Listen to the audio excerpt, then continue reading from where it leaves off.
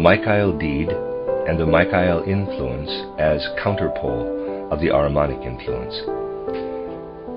Only through a knowledge of the most important and essential laws of human evolution can man attain a real consciousness that supports his soul. He must learn to know the events of human evolution and make them part of his soul life. This is the task of modern man. Now, it is a question of taking fully into account, I made this remark already a few days ago, that the evolution of mankind is itself an evolution of a living entity. Just as there is ordered growth in the single human individual, so is there ordered growth in the evolution of the whole human race. And since the present is the moment when we have to become conscious of certain things, and since the human being has participated during his repeated earth lives in the various configurations of humanity's evolutionary history, it is also necessary to develop an understanding for the different human soul moods in the various epochs of mankind's evolution.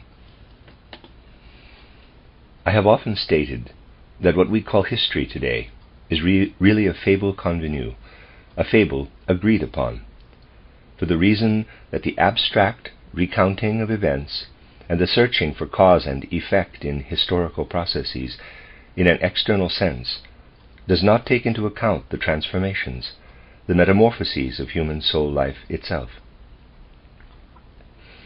When from this point of view we make tests, we can easily show that it is a prejudice to believe that the soul mood of modern man prevailed also in the times to which the first historical documents reach back. This is not the case. Human beings, even the simplest, most primitive of the 9th and 10th post-Christian centuries, had a soul mood completely different from that of human beings after the middle of the 15th century. We can trace this right into the lower strata of the human race, but also into the upper levels. Try, for instance, to familiarize yourselves with Dante's curious work about monarchy. If you read such a thing, not as an oddity, but with a certain cultural, historical sagacity, then you will notice that such a book of a representative of his time contains things which could not possibly have been spoken out of the soul of a modern human being. In this book, which was intended as a serious treatise about the legal and political foundations of monarchy, Dante tries to show that the Romans were the most excellent people of the world. He tries to show that the conquest of the whole earth, as far as it was known at that time, was the primeval right of the Romans. He tries to show that the conquest of the whole earth by the Romans constituted a right greater than, for instance, the right of independence of single smaller peoples. For it was the will of God that the Romans should rule over the various smaller peoples for the latter's own good.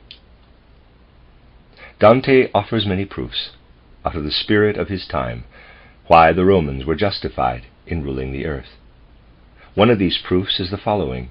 He says, the Romans descend from Aeneas. Aeneas married 3 times.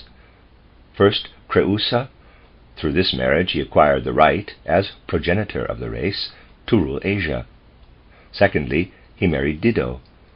Through this marriage he acquired the right, as ancestor of the Romans, to rule Africa. Then he married Lavinia. Through this he acquired the right for the Romans to rule Europe. Hermann Grimm, who once discussed this matter, made the telling remark, how fortunate that at that time America and Australia were not yet discovered.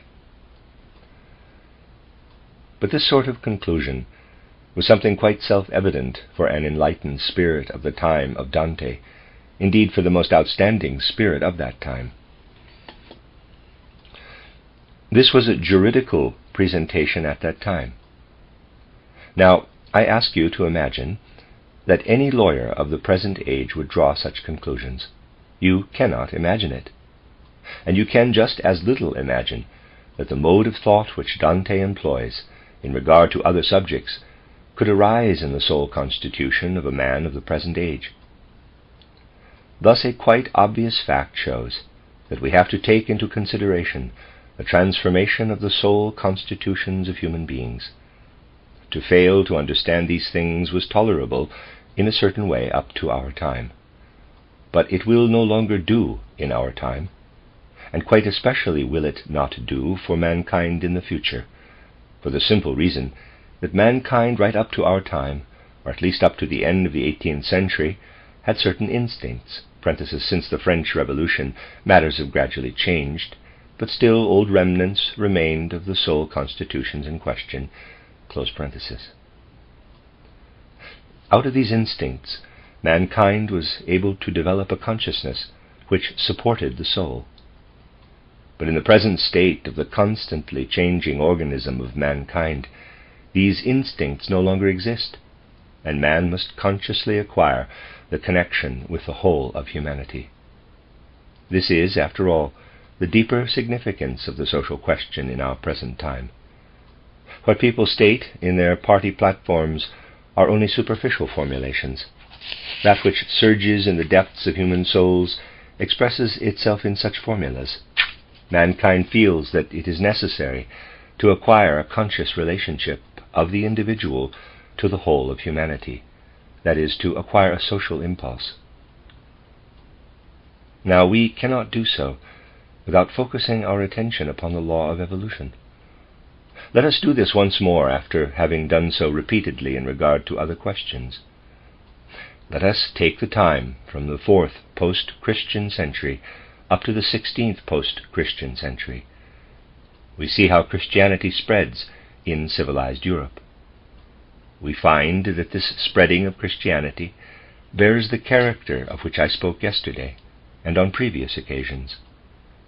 We find that great care is taken during this period to understand the secrets of Golgotha through human concepts and ideas as they have been transmitted by Greek culture. Then a changed form of evolution sets in. We know that it really set in at an earlier time, around the middle of the 15th century, but it became clearly discernible only in the 16th century. At that time, the natural, scientifically oriented thinking began to take hold of the upper level of mankind and to spread further and further. Let us focus our attention upon this natural, scientific thinking in regard to a certain quality. There are many qualities of natural, scientifically oriented thinking which might be mentioned, but today we want to emphasize one quality in particular. It is the following. If we are a really efficient modern thinker in the present sense, we are unable to cope with the problem of the necessity of nature and human freedom. The natural scientific thinking of the modern age pressed onward more and more toward conceiving of the human being as a member of the rest of nature, the latter being considered a stream of causes and effects determining one another. Certainly, there exist today many human beings who see clearly that freedom, the experience of freedom, is a fact of human consciousness. But this does not prevent them from being unable to cope with this problem as they steep themselves in the special configuration of natural scientific thinking. If we think about the being of man in the way modern natural science demands, we are unable to reconcile this thinking with the thinking about human freedom. Some people take it very easy in regard to human freedom, in regard to the sense of human responsibility. I knew a professor of criminal law who began his lectures on criminal law every time with the following remarks. Gentlemen, I have to lecture to you on criminal law. Let us begin by assuming the axiom that there is human freedom and responsibility. For if there were no human freedom and responsibility, there could be no criminal law. However, criminal law exists, for I have to lecture on it to you. Therefore, responsibility and freedom exist also. This argumentation is somewhat simple, but it points to the difficulty that arises for human beings when they have to ask the question, how can the necessity of nature be reconciled with freedom? It shows, in other words, how the human being has been forced more and more through the evolution of the last few centuries, to acknowledge a certain omnipotence of the necessity of nature. One does not express it in these words.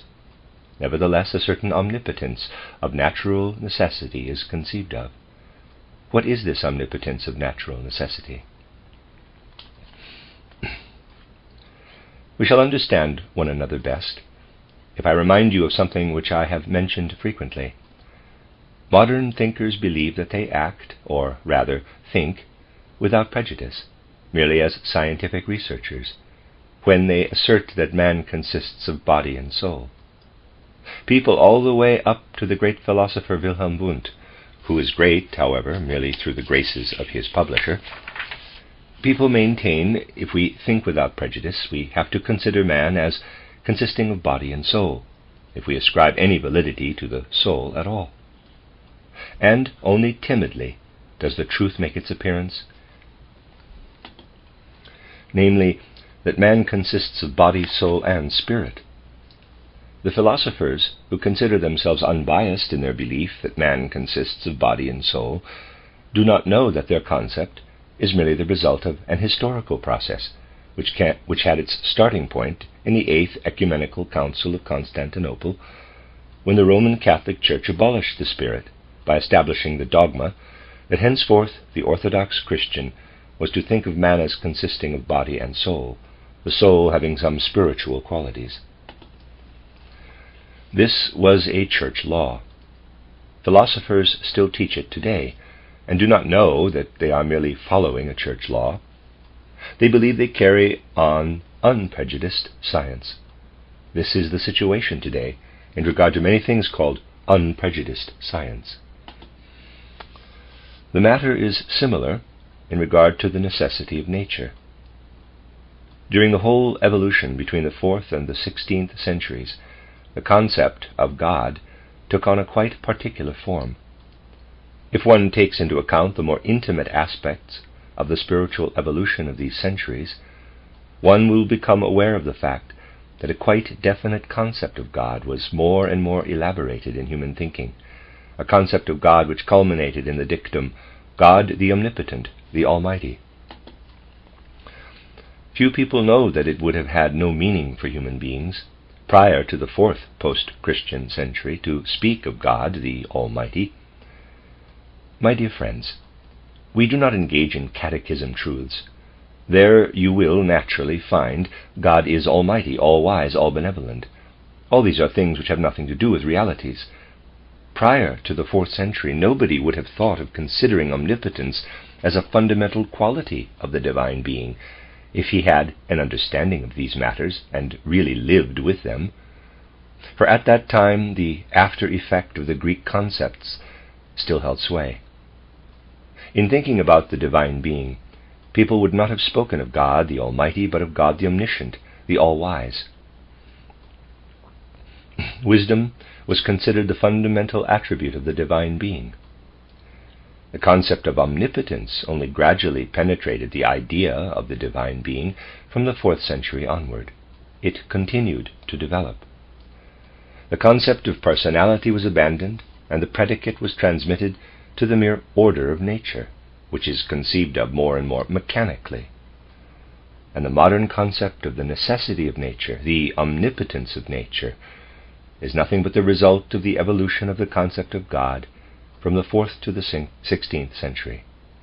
Only, the qualities of personality were abandoned, and that which constituted the concept of God was taken over into the structure of thinking about nature. Now, my dear friends, the genuine natural scientists of today would oppose such statements vigorously. Just as many philosophers believe they are thinking without prejudice about man by considering him as consisting of body and soul, whereas in truth they merely follow the 8th Ecumenical Council of Constantinople in 869. Just as these philosophers are dependent upon a historical stream, so all the Hegelians, Darwinists, physicists, and their natural order, with their natural order, are dependent upon the theological stream that developed in the period from St. Augustine to Calvin. These things have to be comprehended. It is the peculiar character of every evolutionary stream that it comprises evolution as well as involution or devolution. And while the concept God the Almighty developed, there existed a subcurrent in the subconscious spheres of human soul life, which then became the leading upper current, the nature necessity. And there is a diagram. And since the 16th century, there exists a new subcurrent which prepares precisely in our time to become an upper current. It is characteristic of the Michael age that which has been prepared in the form of a subcurrent of nature necessity must henceforth become an upper current. But if we wish to acquire a possible concept of what it is that has thus prepared itself, we must understand the inner spirit of earth evolution. I recently drew your attention to the fact that what takes place in the evolution of the earth, and of mankind in particular, moves in a descending line. Earth humanity, and the evolution of the earth itself, is on the path of decadence. I drew your attention to the fact that this is today a recognized geological truth, that geologists who are to be taken seriously admit that the earth crust is in a process of decay. Mankind itself, in particular, is in a process of decay through the sensuous earthly forces. And mankind, in its evolutionary process, must receive spiritual impulses which counteract decadence. Therefore, a conscious spiritual life must enter mankind. We must be clear about the fact that we have already passed beyond the pinnacle of earth evolution. In order that it may proceed, the spiritual must be taken up more and more clearly and distinctly. At the outset, this seems an abstract fact, but for the spiritual researcher, this is not an abstract fact. You know that we can trace the evolution of the earth through the Saturn, Sun, and Moon states, right into the earth state. This evolution may also be characterized in the following way. If we speak of present mankind, we may consider the evolution of mankind through the Saturn, Sun, and Moon periods as a preparation, as a pre-state. Only upon the earth itself did man, as he received his ego, gain his true humanhood. And he will receive further elements into his true being during the subsequent evolutionary stages of the earth. Now you know that the so-called archai, the present spirits of personality, or time spirits, were in the Saturn state at the stage of evolution at which the human being is today, although in quite different forms, with a completely different outer aspect. I have expressed this in my books by saying, what we designate today as archai, as spirits of personality, was man during the Saturn period. The archangeloi were man during the Sun period, the angeloi during the Moon period. During the Earth period, we are man. Our own evolution, of course, went on alongside all this, by way of preparation. If we go back to the Moon state, we must say, here the angeloi were human beings to be sure, with an appearance quite different from ours, for there were quite different conditions upon the ancient Moon. But alongside these Moon men, the angeloi, we developed in a pre-state of the Earth evolution, in a very advanced state, so that we had to be taken into consideration by the angeloi. Especially during the descending phase of the Moon evolution, did we, at times, constitute a troublesome concern for the angeloi. The same, however, is the case with us in descending Earth evolution. Since the Earth evolution has entered its descending phase, other beings make themselves felt.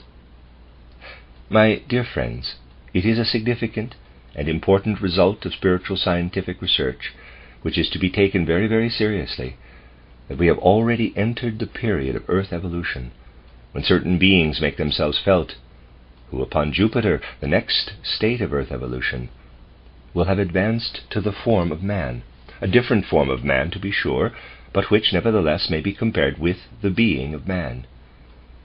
For we will be different beings on Jupiter. These, so to speak, Jupiter men, exist already now, just as we existed upon the moon. They exist, of course, not externally visible, but I explained to you recently what it means to be externally visible, and that man is also a supersensible being. Supersensibly, these beings are very decidedly present. I emphasize once more, it is an extremely serious truth that certain beings make themselves felt which exist in the environment of mankind. They make themselves felt more and more since the middle of the 15th century. These beings possess chiefly the impulse of a force which is very similar to the human force of will, that force of will of which I told you yesterday that it exists in the deeper strata of human consciousness. These invisible beings are related to that element of which ordinary consciousness thus remains unconscious today, but they already make themselves very strongly felt in the development of present-day humanity. For the person who takes spiritual research truly seriously, this is a problem of great magnitude. I was confronted with this problem especially strongly at the time I spoke to a number of our friends about it in one or another form.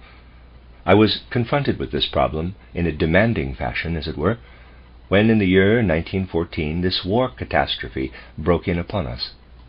One had to ask oneself, how did an event overtake European mankind, which it is impossible to gauge as to its causes, in the way that is customary in regard to previous historical events?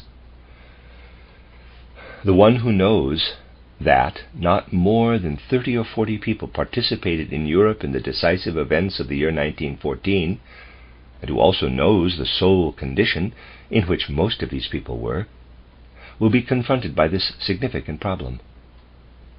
For most of these people, as strange as it may sound today, my dear friends, most of these people had a dulled, obscured state of consciousness.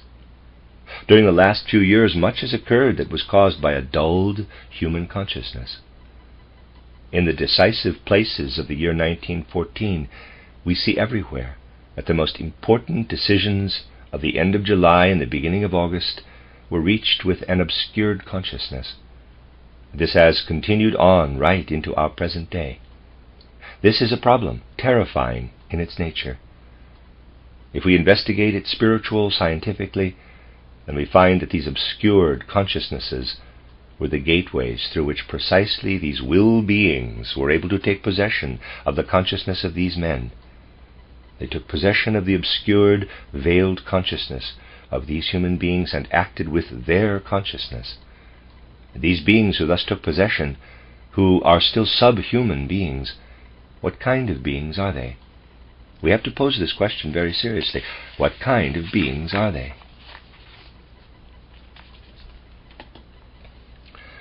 Well, my dear friends, we have asked about the origin of human intelligence, about the origin of human intelligent behavior, which, stating it simply, has its instrument in our head organism.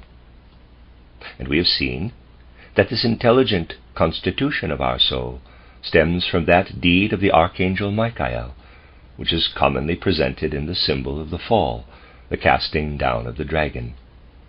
This is actually a very trivial symbol, for if we really conceive of Michael and the dragon, we have to visualize first the Michael being, and secondly the dragon, who, in reality, consists of all that which enters into our so-called reason, into our intelligence. Not into a hell does Michael cast his opposing hosts, but into the human heads. There, this Luciferic impulse continues to live. I have characterized human intelligence as an actual Luciferic impulse. Thus we may say, if we look back into the evolution of the earth, we find the Michael deed, and to this Michael deed is joined the illumination of man by his reason. The subhuman beings, whose main character consists of an impulse which strongly coincides with human willing, with the human power of will, now appear from below, as it were, whereas the hosts of forces cast down by Michael came from above. And while these latter took possession of the human power of intelligence, the former take possession of the human power of will. They unite themselves with it, and are beings produced by the realm of Ahriman. Ahrimanic influences acted through those obscured consciousnesses. Indeed, my dear friends, as long as one does not take into consideration these forces as forces objectively existing in the world, just as one takes into consideration what today is called magnetism, electricity, and so forth, one will not gain an insight into that nature which, according to Goethe's prose title Hymn to Nature, comprises man. For nature, as it is conceived of in today's natural science, does not contain man, but merely the human physical shell. At the beginning of Earth becoming, we have to do with a downfall of Luciferic beings. Today we have a rise of Ahrimanic beings. The former beings influence the Luciferic power of thought, the latter the human power of will. We have to recognize the arrival of these latter beings within the evolution of mankind. We have to realize that these beings arrive, and that we have to reckon with a conception of nature which, to be sure, for the time being, only includes man, for the animal kingdom will only be included later on in the earth period. Upon the animal, these beings have no influence as yet. We shall not comprehend the human race without taking these beings into consideration. And these beings, who are, as it were, pushed from behind, for behind them there stands the Ahrimanic power, which endows them with their strong will power, which pours into them their directive forces. These beings, who as such are subhuman beings, are controlled in their totality by higher Ahrimanic spirits, and thus contain something which far surpasses their own nature and being. Therefore they show something in their appearance which, if it takes the human being captive, acts much more strongly, very much more strongly, than that which the weak human being can control today, if he does not strengthen it through the Spirit. What is the aim of this host? Well, my dear friends, just as the hosts which Michael has pushed down have aimed at human illumination, at human permeation with reason, so these hosts aim at a certain permeation of human willing. And what do they want? They burrow, as it were, in the deepest stratum of consciousness, in which the human being is still asleep today in his waking state. Man does not notice how these beings enter his soul and also his body. Here they suck in with their power of attraction everything that has remained Luciferic, that has not become Christ-permeated. This they can reach. This they can take possession of. My dear friends, our time raises these problems for us. We must no longer pass by these things. They are not convenient. For it has become convenient for human beings to think differently, that is, not to think at all about man, not to take him into consideration at all. And it is not without danger to speak about these things in complete truth, at a time when many people do not at all love the sense for truth, quite apart from the fact that false sentimentality might find these things a psychic cruelty. The result of the comprehension of these things, however, will be a thorough grasp of the necessity of the Christ impulse. One must recognize where the Christ impulse is lacking. Yesterday we showed that in the middle stratum of consciousness, the Christ impulse must hold sway. Today we may add, if the Christ impulse takes hold of the middle stratum of consciousness, if man really permeates himself with the Christ, then these Ahrimanic powers cannot penetrate through this middle stratum upward, and they cannot, with their spiritual forces, pull down the intellectual forces. Everything depends on that. It is very necessary today that we recognize the nature of the influences which come to us from extra-human, subhuman beings, which in turn are influenced by other beings. They are just as important as many influences which are only rooted in the world of man. A week ago I talked to you about the Michael influence, I have characterized this Michael influence for you. It is a very necessary one. For just as it is true that the Michael influence has brought about the Luciferic influencing of human intelligence, so true is it that now the counterpole arises, namely the appearance of certain Ahrimanic beings. And only through the constant activity of Michael is the human being armed against that which arises there. Even physiologically it is dangerous today to cling to mere nature necessity, to that kind of fatalism which is expressed in nature necessity. For education through school and through life in the concepts which are merely based upon nature necessity, upon the omnipotence of nature necessity, weakens the human head. And human beings become thereby so strongly passive in regard to their consciousness that other forces are able to enter this consciousness, and human beings will fail to acquire the strength that is necessary for the reception into the human soul of the Christ impulse in its present form. It is my duty, as it were, my dear friends, to speak at this time of the subject of which I have begun to speak today. I shall continue it tomorrow, of the appearance of certain Ahrimanic beings, which we have to take into account. Of this appearance numerous people upon earth are cognizant today, but they give it the wrong interpretation. They interpret it wrongly, for the reason that they know nothing of the real triad, Christ, Lucifer, Ahriman, or do not wish to know anything about it, but jumble up Ahriman and Lucifer. Then discrimination is impossible. Then it is impossible properly to recognize the true fundamental character of these Ahrimanic beings who now arise. Only if we clearly elaborate the Ahrimanic element and know it in its contrast to the Luciferic element, do we know the nature of the supersensible influences which now arise as the counterpart, as it were, of Michael's casting down of the dragon. It is like a lifting up out of Ahrimanic depths of certain beings, and these beings find special points of attack in the human being if the latter yields to unbridled instinctive impulses and does not strive for clarity in relation to them. Now there exists today a method, I might call it an anti-method, of concealing the instinctive element by putting down a concept and pushing another over it, so that it is impossible to form a proper judgment concerning it. Just think of the battle cry of the proletariat of the modern age. Behind this battle cry there stand very justified demands of mankind. I have often dealt with this. But these demands are not, to begin with, appealed to. In our idea of the threefold social order, they are appealed to for the first time. Something essentially different is appealed to. Proletarians of all countries unite.